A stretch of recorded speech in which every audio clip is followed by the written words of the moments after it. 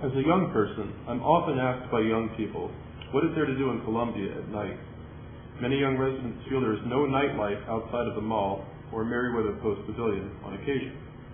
How will the new downtown plan attract younger residents, or even construct a nightlife for older residents?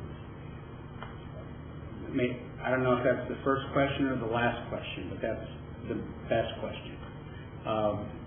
We couldn't agree more. A young fellow who works with us just moved here from Chicago, and he described Columbia as kind of being in a time capsule. Those were his words, and he goes, he's a bit locked out, he feels, of activity. He goes to Baltimore or Washington at night.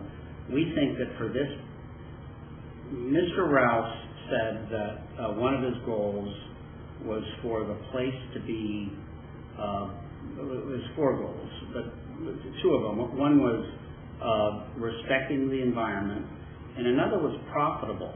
And I think those 2 things really mean sustainable, that they can have an ongoing economic energy as well as an environmental respect and energy.